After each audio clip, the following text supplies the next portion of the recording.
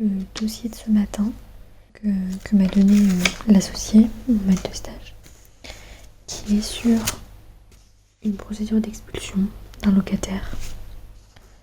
Donc voilà, je me suis servi de ce très bon manuel. Excellentissime même. J'ai fait un petit compte rendu avec donc les faits et là toute la procédure. Et un petit truc sur la trêve hivernale qui est assez important du coup, puisqu'on est en plein hiver. 11h42. Donc je pense que je vais lui envoyer ça par mail à mon maître de stage. Et ensuite je vais un peu bosser mon travail perso. Et ensuite j'irai manger. Cet après-midi on a des rendez-vous clients. Bonjour tout le monde, j'espère que vous m'entendez. Parce que je suis dehors et j'ai pas mon micro du coup, donc j'espère que le son est potable. Je sors du cabinet d'avocat. J'ai essayé de faire un truc à peu près stable, mais étant donné que je marche assez vite et qu'il y a beaucoup de monde autour de moi et qu'il pleut à moitié et qu'il y a du vent, c'est pas très simple. Mais bon, donc je sors du cabinet, là il est midi et quelques, vers 12h30 je pense il faut que je parte et que je prenne le tramway pour retourner... pour aller au TJ, parce que cet après-midi il y a une audience. Ça va être une audience d'incident ou de dépôt, donc c'est pas hyper intéressant, mais je vous en parlerai un petit peu. Ensuite, je vais avoir un rendez-vous client à 15h, donc là il va falloir aller assez vite pour être revenu dès 15h avec le dossier que j'ai suivi ce matin, dont je vous parlerai un petit peu plus à la maison avec les micros. Et en plus, je suis trop contente parce que il m'a dit, mon maître de stage tout à l'heure, il m'a dit que en fait demain on a beaucoup de rendez-vous clients. Je crois qu'on en a 4, donc ça va être trop bien.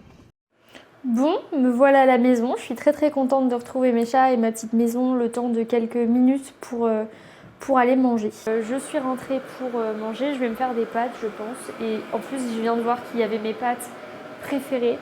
Enfin, une de mes pâtes préférées. Ça. Vous voyez rien, parce que je l'ai mis dans le mauvais sens.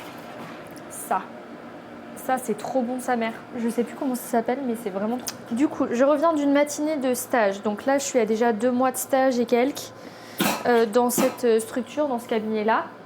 Je vous ai plus tenu au courant sur Instagram de ce que je faisais, de ce que faisait le cabinet, de tout ce stage-là.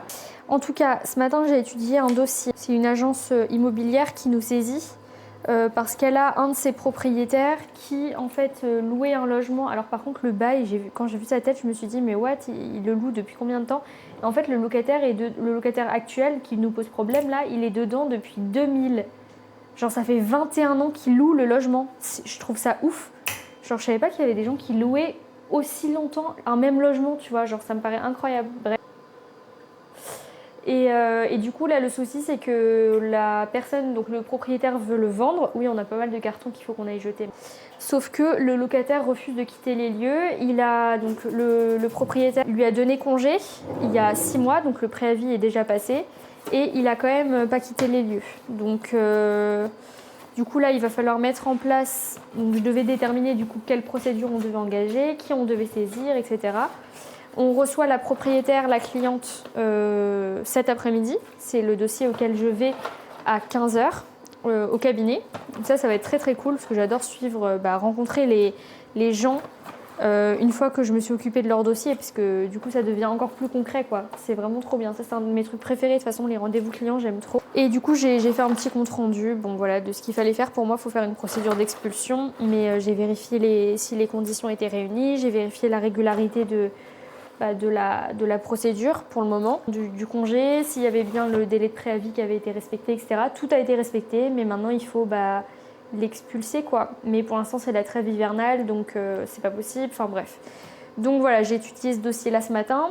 Je suis allée discuter, la collaboratrice de mon maître de stage qui s'occupe d'un dossier d'incendie un peu compliqué avec une cliente très relou. Elle est venue un peu m'en parler et me raconter un peu le dossier vite fait, donc c'était assez intéressant. Ensuite je suis allée parler du coup à mon maître de stage parce que du coup je lui ai dit que j'allais à l'audience cet après-midi, que je rentrerai à 15h pour le rendez-vous, et dit que je savais pas trop quoi penser d'un dossier de servitude qui m'a passé la semaine dernière, que j'ai étudié en long, large, en travers, mais qui est un peu compliqué.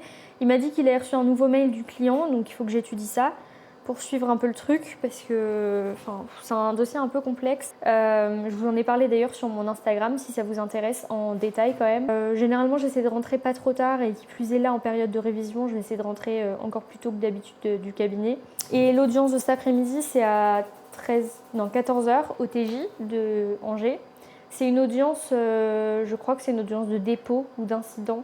Donc ça va être vraiment, nous on va pas plaider, hein, ça va être vraiment juste un dépôt de dossier au juge pour qu'il tranche, ou pour qu'ils ordonnent une expertise, ou pour que, ça dépend, il y a plein d'hypothèses dans lesquelles on peut déposer un dossier, parce qu'on demande un sursis à statuer, ou des choses comme ça, voilà. On va voir, l'audience qui est souvent cool dans les audiences comme ça, c'est que, alors des fois il y a quelques dossiers qui sont plaidés, mais pas tout le temps.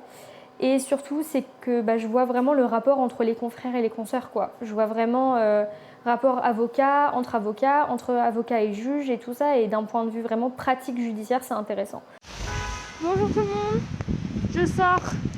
je sors du tribunal. Je sais pas si vous m'entendez. Il pleuvait, il y a eu 2 plaidoiries, c'était très cool.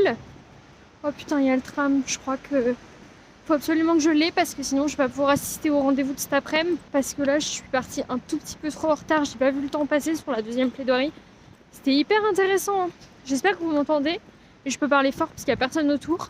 Il y avait une affaire de droit équin, plutôt de responsabilité, dommages corporels et tout ça, et une autre affaire de droit immobilier, construction, comme nous on fait pas mal au cabinet, qui était aussi très intéressante sur la question de la résiliation. Je me dépêche. Je sors du rendez-vous client, je parle pas très fort parce que je suis dans mon bureau. C'était très très cool, c'était la propriétaire du coup qui était là, et j'ai appris plein de choses sur le droit locatif notamment. Ça m'intéresse énormément, j'aime vraiment énormément le droit de l'immobilier, construction, locatif, tout ce qui touche urbanisme même, vraiment c'est des droits qui m'intéressent énormément, et je pensais pas à ce point-là. On vient de me donner un nouveau dossier. Le rendez-vous a duré qu'une demi-heure. Mon maître de stage vient de me faire un schéma pour m'expliquer le cas. C'est du RGO. C'est une délégation de paiement, mais dans le cadre d'une sous-traitance. C'est un dossier avec des assez gros enjeux, mais c'est très intéressant, et il m'a donné des énormes trucs à lire. C'est de la documentation pour que je lui fasse un truc assez détaillé sur la procédure à suivre et tout. Et il y a 3 classeurs comme ça. Le premier... Je sais ce que je vais faire cet après-midi. Donc je vous laisse, je vais chercher ça. De toute façon là j'ai, on va dire, deux bonnes heures pour étudier ce sujet. J'ai hâte, je pense que ça va être intéressant. Ça va être prise de tête je pense, mais intéressant. Je sors du cabinet, il est 17h30. Je suis partie plus tôt que ce que j'avais prévu. Il pleut toujours un peu, hein. Je suis en train de rentrer. Partie plus tôt parce que j'ai une migraine. C'est très chiant. J'en ai tout le temps en ce moment. Je vous fais un petit compte rendu de cette journée de stage. Je vous avoue que là j'ai une migraine de l'enfer. Donc je vais pas tarder à aller prendre un Doliprane, à me mettre dans mon bain chaud et à attendre que ça passe avant de potentiellement m'y remettre ce soir, parce qu'il est assez tôt. Je suis partie assez tôt du cabinet. J'ai quand même bien avancé sur un travail dont je vous ai parlé quand j'étais au cabinet, avec le dossier là de sous-traitance, avec les 3 tomes que je devais épier pour trouver ma solution de RGO en fait. Je suis très très contente. Sur le reste, cet après-midi, on a eu le rendez-vous avec Alors il y a eu l'audience, donc l'audience il y a eu 3 plaidoiries, mais moi j'en ai vu que 2 puisque j'ai dû partir avant pour le rendez-vous client. La première c'était un dossier de construction avec des travaux qui s'étaient mal passés, et du coup... il y avait une question de résiliation du bail, parce que l'avocat contestait qu'il avait résilié le bail, alors qu'en fait il avait fait un mail à l'avocat adverse en disant on résilie le bail. Sauf que s'il résiliait le bail, ils avaient plus le droit au dommage et intérêt ou un truc comme ça. Du coup là il a plaidé qu'en fait il l'avait pas résilié, bref, voilà. L'autre dossier c'était un dossier de responsabilité. C'était un centre équestre qui avait, selon les victimes failli à ses obligations de sécurité parce que la victime donc déjà ça s'était mal passé le jour de la balade en fait, il y avait eu plein de soucis, ils n'étaient pas du tout aimables et enfin, ça avait été très compliqué. Et en fait la femme a chuté du cheval et donc son avocat dit que c'est à cause du centre équestre parce qu'ils auraient failli à leurs obligations de sécurité, notamment en mélangeant des groupes qui avaient le galop 2, galop 3, donc qui étaient plutôt confirmés entre guillemets, à ses clients qui étaient totalement débutants. C'était la première fois qu'ils montaient sur un cheval. Et qu'en plus ils avaient modifié l'itinéraire, du coup ça c'était plus dangereux ou je sais pas quoi. Enfin, c'est pas l'itinéraire qui était plus dangereux, mais le cheval connaissait moins l'itinéraire, donc bref.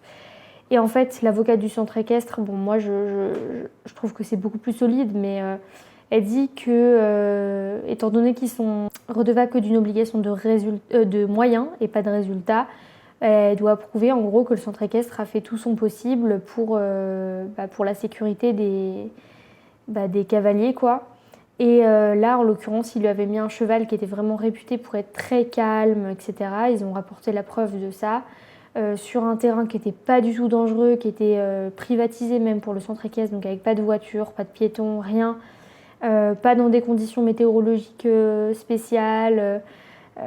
Avec certes des personnes plus confirmées dans le groupe, un dossier voilà, un petit peu conflictuel comme ça de responsabilité, très intéressant. Moi j'aime beaucoup les dossiers de responsabilité.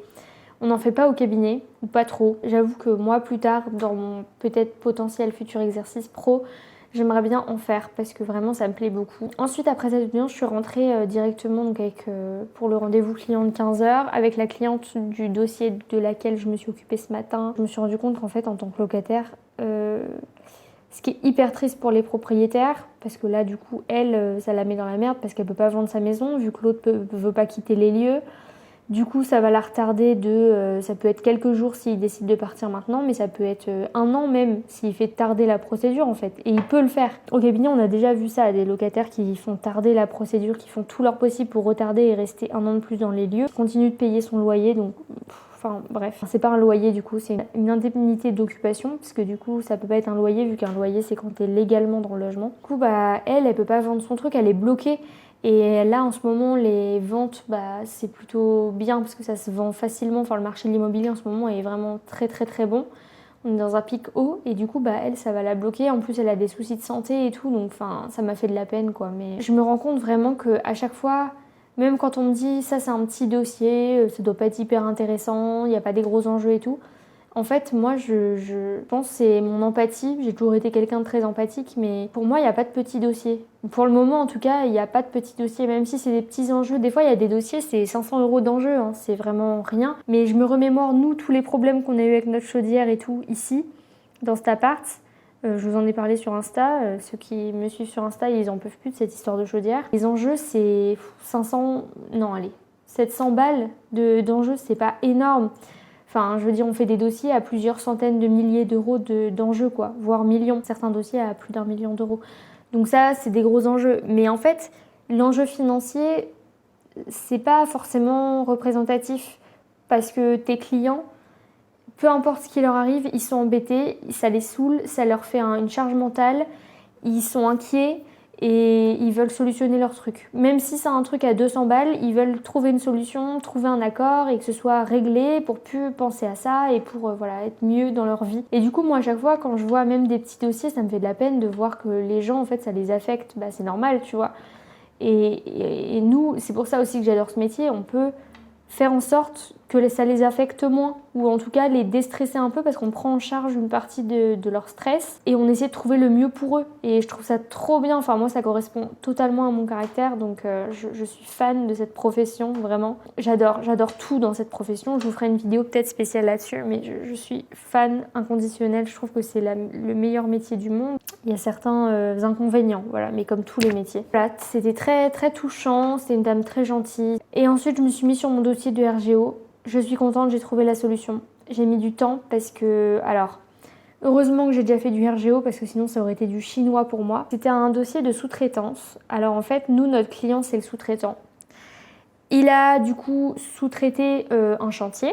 Du coup, le chantier est maîtrisé par l'entreprise principale, on l'appelle l'entrepreneur principal qui fait appel à un sous-traitant, donc à notre client, pour faire, je sais pas, de la maçonnerie, enfin on s'en fout quoi. Et sur un de ses travaux, donc qu'il a avec une personne qui le mandate. Donc en gros, la personne qui veut faire des travaux demande à l'entrepreneur principal, donc à la société, de faire les travaux.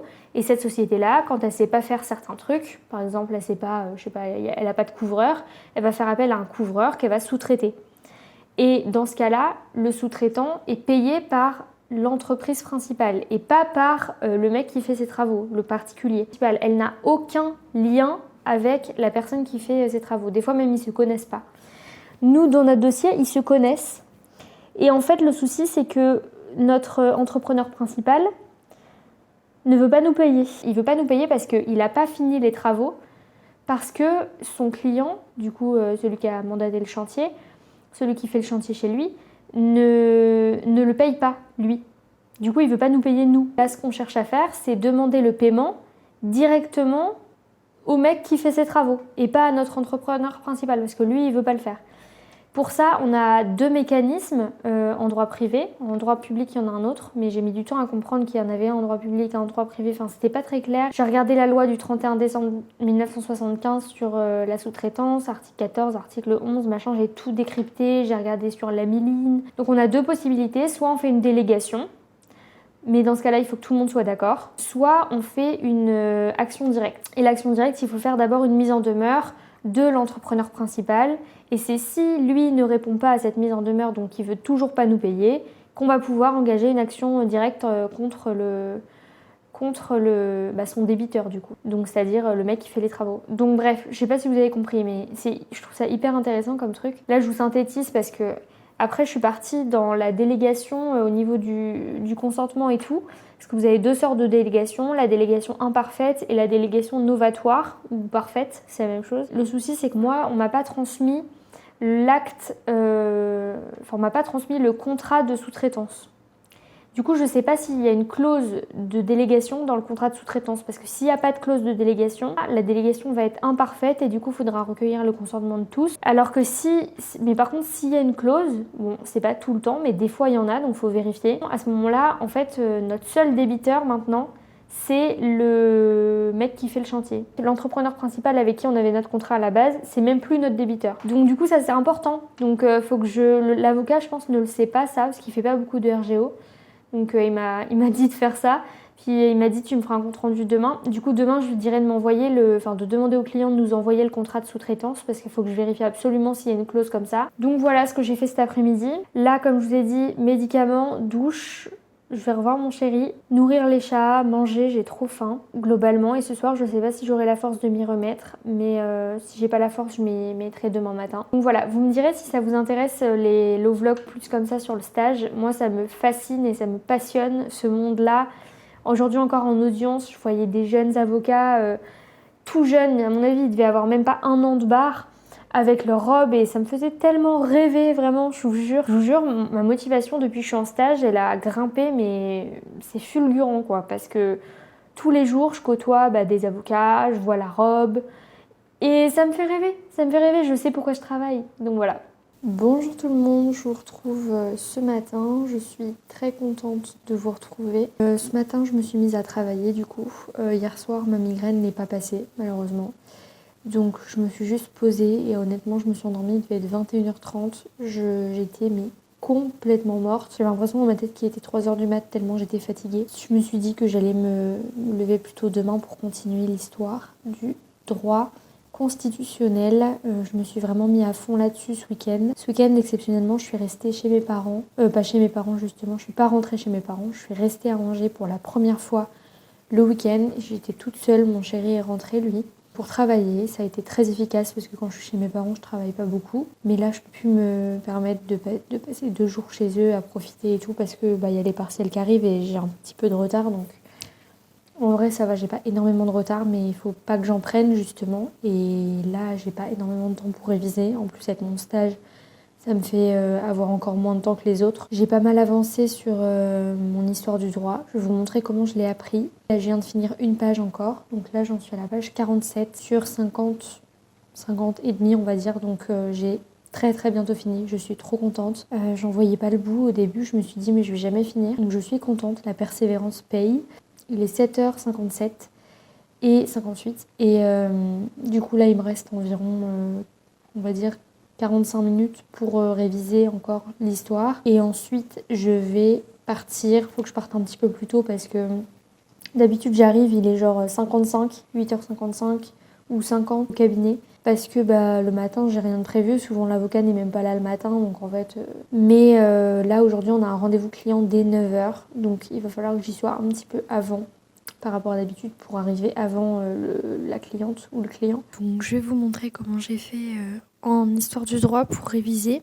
J'ai fait ça vraiment, ça c'est la méthode dernière minute. Enfin, dernière minute, non, pas tellement dernière minute, mais plutôt semaine de révision, où vous pouvez faire ça avec vos cours les plus importants, mais ça prend énormément de temps. Moi, je pense que ça m'a pris 2 jours et demi entiers.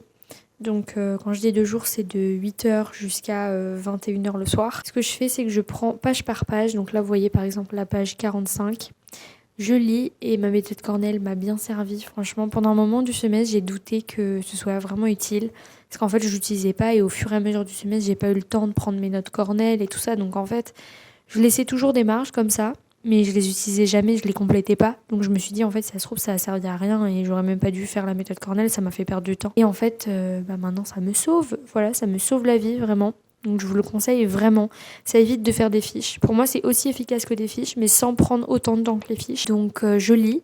Au fur et à mesure que je lis le paragraphe, je prends des notes sur le côté, avec vraiment les dates importantes, les notions importantes, les textes importants, là, le décret, l'ordonnance, comme une micro-fiche sur le côté. Ensuite, je vais prendre une synthèse en fait, de la page en bas, en 5 lignes maximum.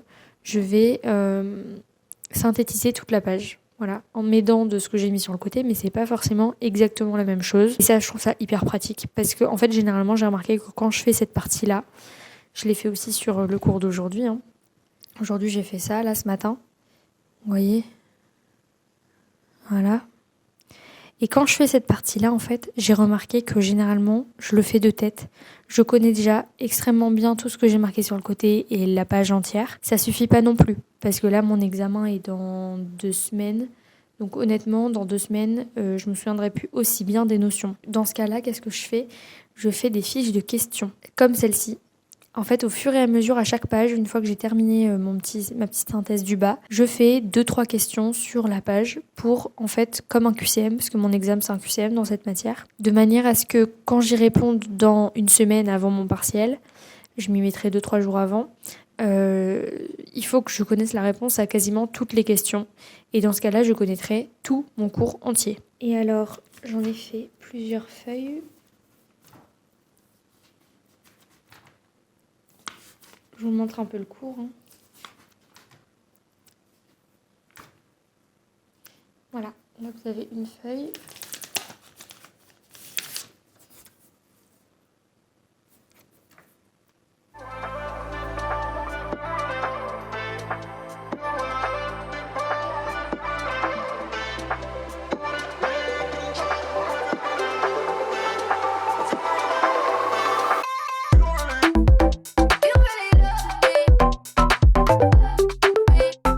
Bonjour, il est 11h13, j'espère que vous m'entendez.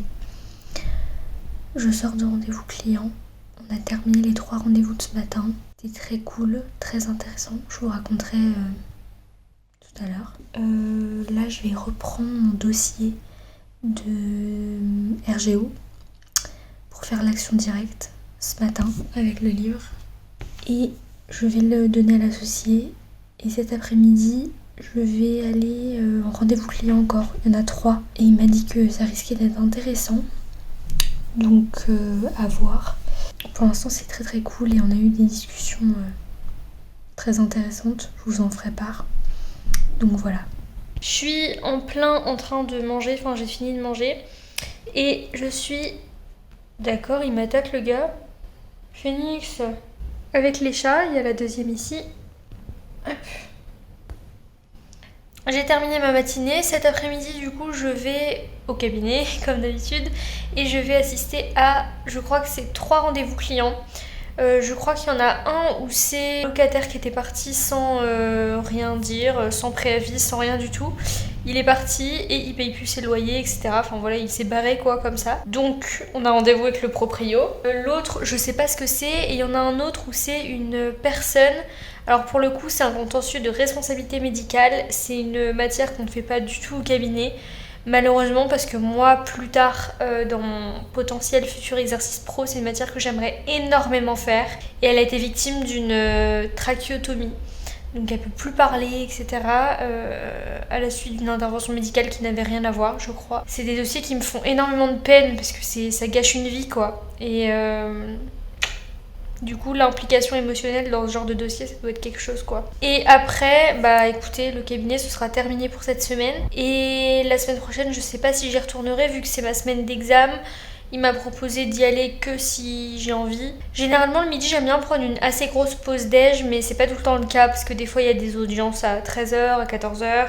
Des fois, il y a des rendez-vous clients. Enfin, voilà quoi. Je peux pas toujours prendre une grosse pause déj, mais c'est quelque chose que j'aime énormément. Rentrer ici et prendre une bonne pause déjeuner. Je me mets une émission tranquille, comme ça, avec les chats. C'est vraiment un truc que j'adore faire. Et là, ce midi, j'ai pu le faire puisque je suis rentrée à 12h45 et je vais repartir vers 14h15, je pense. D'ici 15 minutes.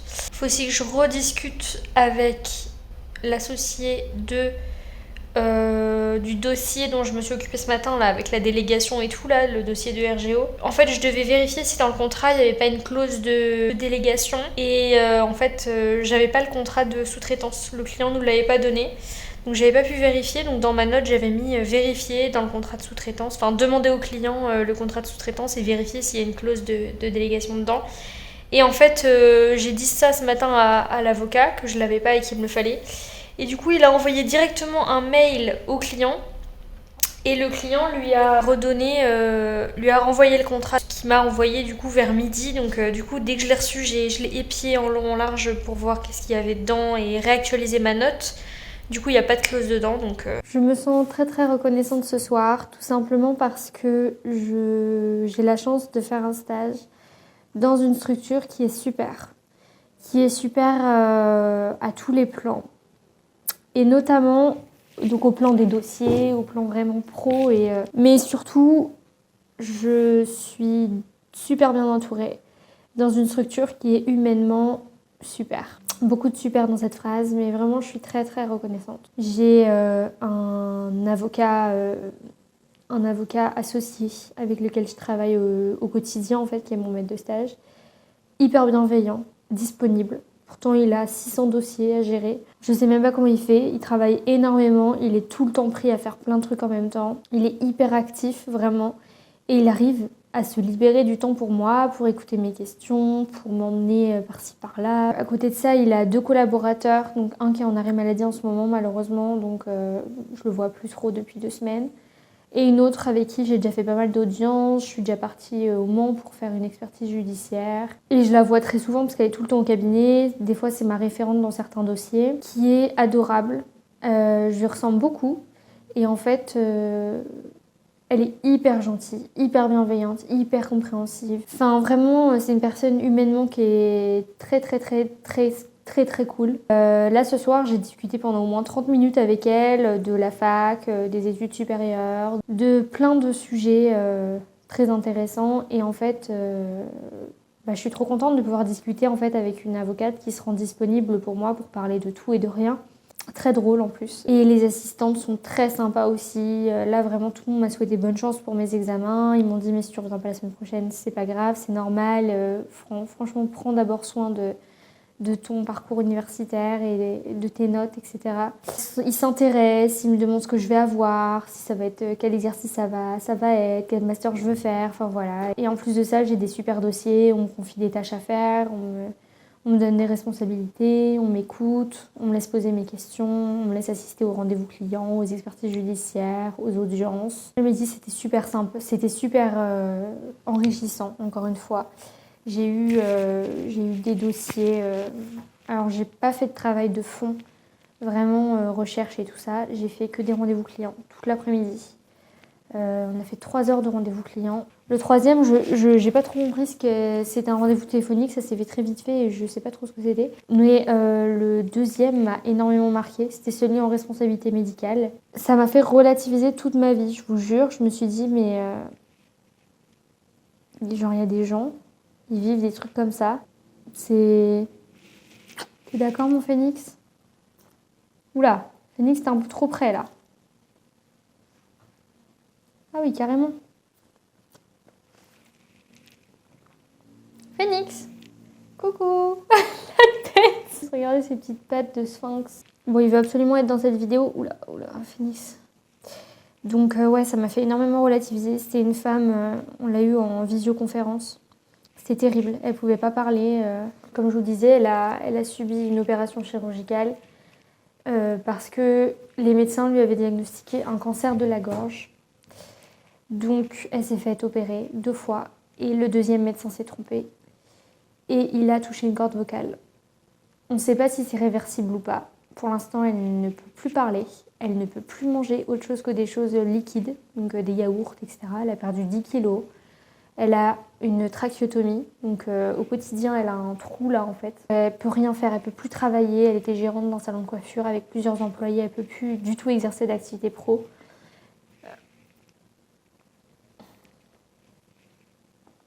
Il n'a pas l'impression de déranger quoi. Le mec il passe devant sans pression, il n'a pas du tout l'impression de déranger. C'est prenant quoi, émotionnellement, vraiment je suis ressortie, j'étais lessivée. Mais en même temps c'est... Franchement c'est des dossiers, tu peux que donner tout ce que tu as au fond de toi. Et tu peux que mettre toute ta bonne volonté et tout ton temps et toute ta force et enfin voilà dedans. Parce que enfin... Là, on parle quand même de la vie entière d'une personne. On a eu un rendez-vous client téléphonique, un autre. C'était un locataire qui était parti sans rien. Genre, il était parti comme ça. Un locataire commercial. On va le mettre en demeure de régler les loyers impayés. Et on va le faire partir assez vite parce qu'on aimerait bien le relouer. On avait un autre rendez-vous cabinet cette fois. Ça, c'est mes préférés parce que rencontrer les clients en vrai, je trouve que c'est vraiment différent d'un rendez-vous téléphonique. Et c'était un monsieur, sa fille en plus voulait faire du droit, du coup il m'a posé plein de questions sur l'université d'Angers et tout, en droit. C'était un monsieur qui avait fait construire une maison individuelle, qui avait reçu le PV de réception de la maison mais sans mettre de réserve. Le souci c'est qu'ils ont pas... Enfin, il lui avait dit que les travaux pour mettre les réseaux internet et tout, là, la télécommunication, les canalisations et tout, la pose, tout ça, ça allait coûter genre 300 €, un truc comme ça. Et en fait, ils ont fait un nouveau devis, il y a un souci et ça coûte 4000 €. Sauf que bah, lui, on lui a jamais dit à aucun moment que ça allait lui coûter autant. Et on n'avait pas du tout estimé autant dans les contrats qu'il avait passés avec son maître d'œuvre. Et là, je ne vais plus au cabinet jusqu'à la semaine prochaine. Donc là, je suis en période de révision officielle. Et en même temps, il faut que j'aille à la fac récupérer mon code pénal. Et je vais pouvoir commencer à travailler le droit pénal. Mon objectif, c'est que d'ici demain, je puisse commencer à travailler mon droit pénal et mon droit international. Oh, je stresse.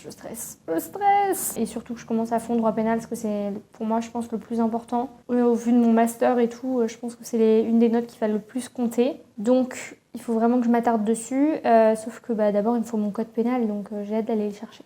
Donc voilà, en attendant, qu'est-ce que je vais faire? Eh bien écoutez, je vais aller me doucher, me démaquiller. Faire à manger peut-être, je sais pas, il n'y a plus rien dans le frigo. Je suis très contente de cette semaine au cabinet. Je suis très contente, j'ai vu plein de choses et il y a des semaines plus enrichissantes que d'autres, mais cette semaine en était une, donc vous avez eu de la chance pour le vlog. J'espère que ça vous a plu cette petite immersion dans le monde professionnel et justement avec l'avocate aussi on parlait de comment la fac nous prépare, ou plutôt nous prépare pas au monde pro en fait. Et vraiment, pour moi, c'est catastrophique. Enfin, c'est beaucoup trop théorique, beaucoup trop doctrinal. Enfin, voilà quoi, c'est beaucoup trop d'histoire, beaucoup trop de machin. Ça va pas. Pour moi, cette formation-là, ça va pas. Mais c'est pas que la fac d'Angers, hein, c'est toutes les facs en général, le système universitaire en droit en général. Je vous laisse, je vais aller me doucher, j'ai hâte, je vous avoue. Et me mettre en pyjama. Ça, c'est mon moment préféré de la journée, avec le moment où je rentre dans le lit le soir tout chaud. Et je vous dis à très bientôt